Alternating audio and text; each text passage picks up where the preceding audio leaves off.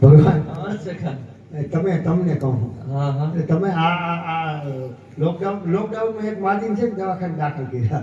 Lockdown બિચારા મોટી ઉંમરના માદી દવાખાને દાખલ કરી એને આમ કઈ ખબર નહીં હું કોને હું એ ઓલો નથી ભાઈ નીકળ્યો ને અમે સીધી માદી ઓલા બેઠો એ ક્યાં કપાતો એ ક્યાં ડાઉનલોડ કેની ખુલશે તો લોકો માદી ડાઉનલોડ નહીં લોકડાઉન અને હું કપાતો નથી કમ્પાઉન્ડર છો સખા જાદુ ફેરવી નાખ્યું. ફૂલ ગણ્યા ધણ ફૂલ્યા એની ગળી. એટલે ભગવાન તમે મારા મિત્ર તો સૌ ને. સખા જરૂર છું. તને કઈ શંકા છે? શંકા તો એ છે કે હવે આપણું લાંબુ હાલશે નહીં.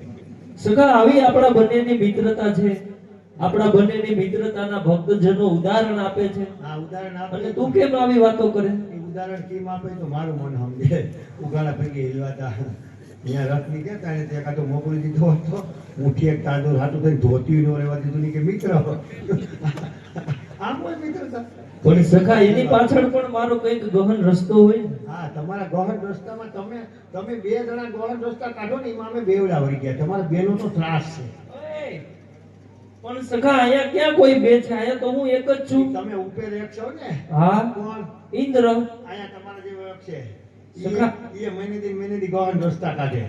સખા અહીંયા મારા જેવું કોણ છે? તમે ઉપર કોણ? ઇન્દ્ર. તો અહીંયા છે નરેન્દ્ર. એ ગહન રસ્તા કાઢે. તમે ભીના કરો વાલ ખોલી ઓલો કોલા કરે કેવાયસી કરાવો આ કરાવો તે કરાવો. પણ હવે વાંધો નહીં. હવે ત્રણ થયા ને. કોણ કોણ? લગભગ રેડી થઈ જાય. ઉપર ઇન્દ્ર, બરોબર. ભારતમાં નરેન્દ્ર હા. અને ગુજરાતમાં ભૂપેન્દ્ર. અને સખા તું? આઈ એમ લુખેન્દ્ર.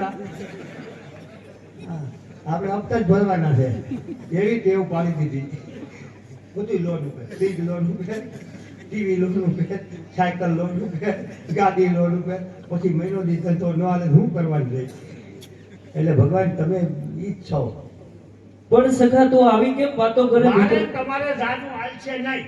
પણ સખા એનું કઈક કારણ તો હોય ને. કારણ કે તમે ખોટું બોલો મને ખોટા માણસે આડે છે. પણ સખા હું ક્યારેય કોઈ વસ્તુ ખોટું બોલું જ નહીં. તમે 1.5 મહિનો જે ઉપાડો લીધો તો આ વાવડી જાવું એવી લીલા કરવી, જમાવટ કરવી, મજા આવી છે, પગલાટી બોલશે. પણ સખા હું તને જે વાત કરતો તો ને, હા આપણે એવા જ સુંદર મજાના મારા ગોકુળ ગામ જેવા વાવડી ગામને આંગણે જ ઉપસ્થિત છીએ. અને સખા ગૌશાળાની પાવન ભૂમિની અંદર સુંદર મજાની મારી રાસલીલા બતાવી રહ્યા છીએ. આ સુંદર મજાની રાસલીલા છે. હા સખા. આ રાસલીલા કેમ? આ એટલે આમાં જાણતી નથી. સખા હજી તો આપણે શરૂઆત કરી છે, ધીમે ધીમે જામી જશે. નથી હોરોતું નથી. સખા આ નવું ઉડ ને એકલું લાગે. હા પણ સખા અવી ઠંડી નામ તું ચારે બાજુ નજર તો કર એકવાર. આ ખેતી આટલા બધા ગૌ ભક્તો, ગૌ પ્રેમી, ધર્મ પ્રેમી ભક્તજનોની સખા ગૌશાળાની અંદર હાજરી છે. આપણી મંડળી છે, આપણા આમંત્રિત મહેમાનો છે સખા. તો એ કોઈને સખા એકલું નથી લાગતું. અને તને એકને જ શું કામ એકલું લાગે? તમને ખબર હોય તમારે ને આ સિસ્ટમ જ નથી. કેવી? આ હોરવાની નો હોરવાની બધું આયા છે. સખા તમને ખબર છે હોરવું કેને કહેવાય, નો હોરવું કેને કહેવાય? ના. એ તમને ન ખબર પડે. આ ખૂણામાં પૂછો. ક્યાં ખૂણામાં? આ ખૂણામાં પૂછો. આ કિનારી પૂછો. ભાઈ હાચું કહેજો, પેલી વેલી હાથમ કરવા ગયા હોય કેવું ન હોરવે, કેવી દેશા હાચું કહેજો. એ તમને ખબર ન. ભગવાન રઘવાયા જેવો થઈ જાય, બોલાયો ન થાય, કોઈ એનો ઉકલે જ નહીં, ઊંધારું લાગે, એને કોઈ ગમે જ નહીં. પછી એને તો એની દીકરી. હા હા હા. અને આપણે બોલે ને તો બોલાયું નતું. એટલે આ કે હું એ કે આવું નહોતું આવવાનું જરૂરી. આ કેમ નહીં કહેજો. આપણે બાપા કઈ જાય તો પછી આપણે કઈ વાંધો નથી. ગયા રક્ષાબંધન આગલે દી ગયા તો ગયા તો જાય ને, માવતર તો જાય ને. એ કે ગયા એનો વાંધો નહીં, પણ આ હોરવતું નથી. કે બે દી થયા તો ખાધું નથી. તો આપણે કીધું ભાઈ બા છે, ઘેરે બાપુજી છે, બા રોટલી ઘરે તો ખાઈ લે. એ કે બાના હાથથી રોટલી ખાતો જ એમ થાય કે હપ્તોય ખાતો હોય. વાહ તારો પ્રેમ, વાહ. અને અમુક તો આ હગાયું થાય ને, અમુક તો અટાણે હાવ ખરેખર વેદના છે મારી. આ હગાયું થાય એટલે ફોટા એવા પડે, આમ હવરા ડોકા સોટાડી પછી છૂટાછેડા થાય તો ફોટો કાપવો કેમ એમ. ફોટો કાપો તો ઓલા ડોકો ઓલા ઉપર હોય, ઓલા ડોકો છૂટાછેડા થાય ડોકો એટલું બધું હોય અહીંયા. એ કટિંગ કેમ કરવા? હા.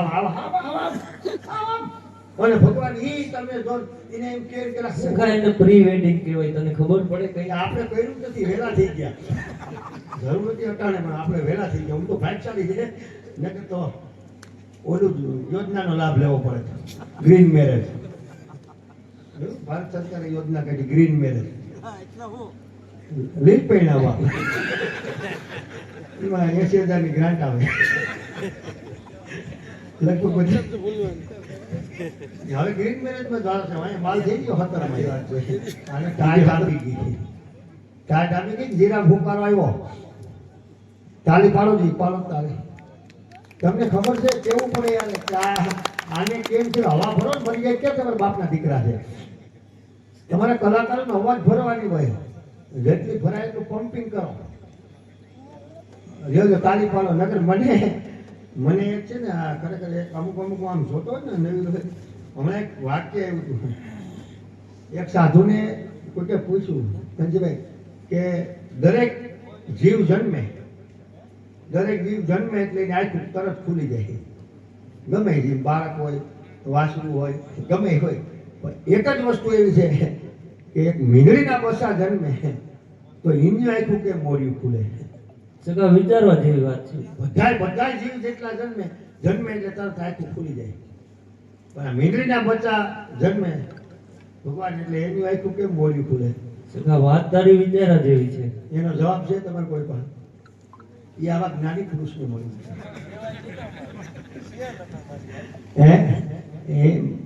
હું કામ એની આંખું મોઢું ખુલે ખબર? કે જેના મા બાપે કોકના સીબા ઉસકાવ્યા હોય, જેના મા બાપે કોકના ઢાકેલા ઉસકાય હોય ને, એની પ્રજાની આખું મોઢું જ ખુલે. કોઈનો ધર્મ ઢાંક્યો હોય, ઉઘાડો કરે, કોઈની ભક્તિ ઢાંકી હોય, કોઈની સેવા ઢાંકી હોય. હા, ગામો ગામ જે કપલીનું હોય ને, ઉસકાવે છે, ઊંધા જ કરે, જેનું આવે એનું. આ જેના માવતરે હકીકત છે ને, વીંદડી છે ને, વીંદડી ગમે દૂધ ઢાંકેલું રહેવા દે, દૂધ હોય ગમે એ ઉસકાવે. જેના મા બાપ કોકના ઢાકેલા ઉસકાવે ને, એની પ્રજાની આંખું તો બધું પૂરું થઈ જાય, કઈ ખુલે વાળા એની આંખું ન ખુલે. અને જેની આવું ગૌ માતામાં દાન દીધું હોય ને, એ જન્મે ત્યાંથી જ ખુલ્લી આંખું રાખીને આવે, એને જગતનું ભાન આવી જાય, એને જગતની ખબર પડી જાય. એટલે ભગવાન મારી આંખું જન્મતા ભેગું જ ખુલ્યું હતું, મને બધું દેખાય. એટલે હું એમ કહું, તમને એમ પૂછું કે તમે મજામાં છો કે? સખા એકદમ આનંદમાં છું. હા, અમે તમારે મારા જેવો સખો હોય પછી ઉપાધિ જ હોય નહીં ને. અને સખા તારે મારા જેવા ભગવાન હોય પછી છે ને જરાય ઉપાધિ, તમારા જેવા ભગવાન હોય પછી બિંદાસ લોન ઉપાડ્યા કરો, હપ્તા તમે ભેડા કરો. સખા પણ તારે લોન ઉપાડવી શું કામ જોઈએ? તમને ખબર નથી 2 વર્ષ કોરોનામાં ખીલી ટીંગે હતા, ફીનાની ગોળીઓ કોઈ ભાવ નહોતું પૂછતું, ઈ કડકાઈ જે કાઢી મન સમજેવો. આખા કોરોનામાં શીખવામાં મળ્યું અરવિંદ કાકા 2 જ વસ્તુ. જો કોરોનામાં બહાર નીકળો તો પોલીસ વાળા મોરલા બોલાવે, હા ક્યાંય જવાય નહીં. લોકડાઉન બહાર નીકળો તો પોલીસ વાળા મોરલા બોલાવે, ત્યાંથી સટકીને ઘેર આવો તો આ ઢેલું બોલે. આનો જ ત્રાસ હતો કોરોનામાં. ઢેલું નહીં કે તમે તો ઘરના કોયલા થઈ ગયા, આઈ નહીં પીડાય કે ક્યાંક બાઈને મરો ને ગુડાવને. પણ તમને ખબર છે ને બાબા છૂટા કેદારને ઘા કરે. અને આખા લોકડાઉનમાં 2 વસ્તુ જાણવા મળી, પંજવારી કરતા કરતા આગળ જવાનું, ફોટા મારતા મારતા પાછળ આવવાનું. આ લખેલું છે આપણા હિન્દુ સંસ્કૃતિના ગ્રંથોમાં, લખેલું છે. મોટા માનો સાધુ સંતોએ કીધેલું છે, મહાનુભાવોએ કીધેલું છે, વિદ્વાનોએ કીધેલું છે કે આજના દિવસ જેટલું તમે દાન આપો, આખા વર્ષમાં દાન આપો, એથી અનેક ગણું કોઈ આજે દાન આપો ને ગૌશાળામાં, અને અનેક ગણું આ મકર સંક્રાંતિના દિવસનું એવું મહત્વ છે કે આજે તમે જે દાન આપો ને, એ કાયમી દાન આપો ને, એના કરતા આનું પુણ્ય કંઈક અલગ છે. આનું પુણ્ય, આનું માયકા કંઈક અલગ છે. એટલે તો આપણે ખેર હોય આપણી હાદી ભાષામાં મકર, તેથી આપણે બધા ગાયોને નીંદ નાખવા જાય. નકર આખું વર્ષ ક્યાં ગાયું ભૂખ્યું જ ન હોય, બધા આપણે નીંદ નાખતા જ હોય, આપણે ગાયોની સારી સેવા કરી. પણ આજના દિવસે તમે જે દાન આપો એ ઉત્તમ પ્રકારનું દાન છે. હું નહીં પણ આપણા શાસ્ત્રો કહે છે કે આજે જે દાન આપશો ને એનું પુણ્ય તમને અલગ પ્રકારનું મળશે. આનું પુણ્ય ઓલા પુણ્ય કરતા છે ને લગભગ 10 ગણું તમને મળે આજના દિવસ પૂરતું જે તમારાથી દાન થઈ જાય તો. એટલે આજે સરસ મજાનો એવો ગૌરી ગાય માતાનું દાન કરવાનો દિવસ. જો તો હરેકનું અલગ અલગ દાન હોય. કૃષ્ણ ઠાકોર મંદિરમાં તમારે દાન કરવું તો આઠમ ઉત્તમ હોય, રામાપીરના મંદિરમાં દાન કરવું તો ભાદરવા મહિનાની નોઈમ ઉત્તમ હોય. ગમે ત્યાં તમે અલગ અલગ પ્રકારનું દાન કરો ને, કોઈ દીકરીનું દાન કરવું હોય કન્યાદાનનું તો સમૂહ લગ્નમાં ઉત્તમ હોય, એ સમૂહ લગ્નમાં ઉત્તમ દાન. એમ અલગ અલગ પ્રકારનું દાન હોય. તો આજે ગૌ માતાના હું કહી તો આજનો આખો દિવસ અને આખી રાત્રિ ગૌ માતાના દાનનો દિવસ છે. અને આજે તમારાથી જે કંઈ અપાઈ જાય તો મિત્રો તમે અહોભાગ્ય કહેવાય, તમે ભાગશાળી કહેવાય. નકર ભગવાનની ઈચ્છા ન હોય ને તમારે દાન આપવું હોય ને તો એ તમારી હાજરી ન હોય. હા, આ તો ભગવાનની કૃપા હોય, તમારા ભાગમાં પુણ્ય લખાવાનું હોય ને તો આ દિવસનો લાભ મળે. તો આજે વાવડી ગામને આંગણે અને ગૌરી ગાય માતા માટે કે જેને આપણે હિન્દુ સંસ્કૃતિની માં ગણવામાં આવી છે, જેની અંદર 33 કરોડ દેવતાનો વાસ છે. ગાય માતાને દાન આપવું એટલે આજ એમ માની લેજો કે 33 કરોડ દેવતાને કંઈક ને કંઈક તમે પ્રસાદી ધરો આજના દિવસે. કારણ કે એની ઉદરમાં 33 કરોડ દેવતા વાસ કરે. એ 33 કરોડ દેવતાને આજ તમારો ઓલા નિવેદ કે આપણે જવારવાનું હોય, જે પુગારવાનું હોય, જે અર્પણ કરવાનું હોય ને આજને મળી જાય. આજના દિવસ પૂરતું અતિ ઉત્તમ છે. કાયમી માટે તમે ગાયને નીંદ નાખો હોય તો 33 કરોડ દેવતા રાજી તો થાય. પણ આજ કંઈક અલગ છે. એટલે તો આજે ગામડે ગામડે જ્યાં જાવ ત્યાં શેરીએ નાકે નાકે ગૌશાળાના સ્ટોલ હોય. ગૌશાળા માટે લોકો માગતા હોય. શું કામ? આપણા પુણ્ય હતું કે આમાં કોઈ 2 રૂપિયા 5 રૂપિયા નાખશે ને તો એનું પુણ્ય અલગ પ્રકારનું અનેક ઘણું પુણ્ય મળવાનું છે. તેવું આજે મકર સંક્રાંતિના દિવસે અને જેને આપણે હિન્દુ સંસ્કૃતિની માં ગણવામાં આવી છે, જેની અંદર 33 કરોડ દેવતાનો વાસ છે. ગમે એવી અપવિત્ર જગ્યા હોય, અશુદ્ધ જગ્યા હોય ને ત્યાં ગાનું ગૌમૂત્ર આપણે છાંટી દઈએ તો જગ્યા પવિત્ર થઈ જાય.